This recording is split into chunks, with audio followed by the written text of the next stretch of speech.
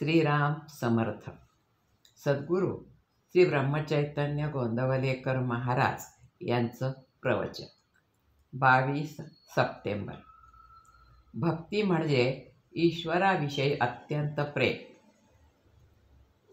एखाद्या मोठ्या यंत्रामध्ये एक चक्र सुरू झाले की बाकीची सर्व चक्रे आपापल्या परी हळू किंवा जलद फिरू लागतात.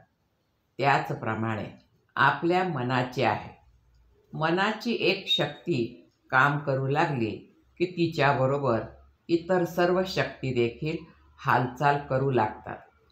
मनाला आपल्या शक्तीने ताब्यात आणणे फार कठीण आहे. ते थोर माणसालाच जमण्यासारखे आहे. पारा समोर टाकला तर तो दिसतो, पण काठीने मारला तर तो मारला जात नाही.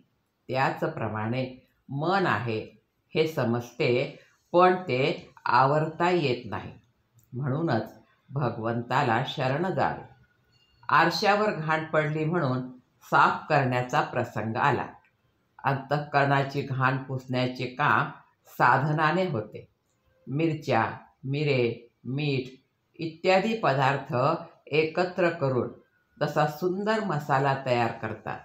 त्याप्रमाणे भगवंताच्या प्राप्तीसाठी 3 गोष्टींचा मसाला पाहिजे: शुद्ध आचरण, शुद्ध अंतःकरण आणि भगवंताचे नामस्मरण. या त्या 3 गोष्टी आहेत. शुद्ध आचरण म्हणजे प्रामाणिकपणा, धार्मिक विचार आणि नीतीचे वर्तन. शुद्ध अंतःकरण म्हणजे अभिमान नसणे, द्वेष मत्सर नसणे आणि सर्वजण सुखी असावेत अशी भगवंताची प्रार्थना करणे. भगवंताचे नामस्मरण म्हणजे भगवंताचा केव्हाही विसर न पडणे. नवऱ्याला देव आवडत नाही म्हणून बायकोने नामस्मरण सोडण्याचे कारण नाही. तिने नाम घेतले तर पत्नी धर्म सोडला असे होत नाही. मनात येणारे भलते सलते विचार हे नामाच्या प्रेमाला आडकाठी करतात. त्यांचा बंदोबस्त करण्याचा उपाय म्हणजे या विचारांना थाराच देऊ नये म्हणजे झाले. एक मोठा पोलीस अंमलदार चोर पकडण्यात हुशार होता. तो असे करी की चोर ज्या बाईच्या नादी असेल तिला फितूर करून घ्यायचा, म्हणजे चोर आपोआप नेमका सापडेल. त्याचप्रमाणे आपले मन जिथे गुंतते तिथे भगवंताला ठेवला की मन आपल्या ताब्यात आलेच म्हणून समजा.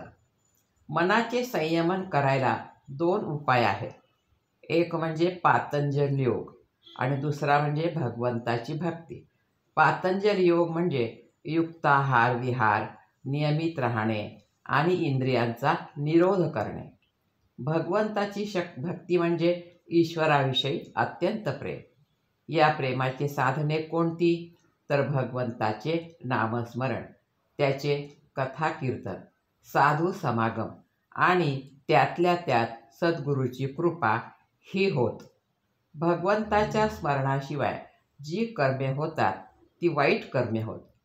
कोणताही खाण्याचा किंवा पिण्याचा पदार्थ भगवंताचे नाम घेतल्याशिवाय खायचा नाही असा नेम ठेवला तर नाम आपोआप येते. कोणत्याही परिस्थितीत आपण नामस्मरणापासून ढळूच नये. जो नामात प्रपंच करीत त्याचा अभिमान नष्ट होऊन त्याला सुखासमाधानाचा लाभ झाल्यावाचून राहणार नाही. आजचे बोधवचन.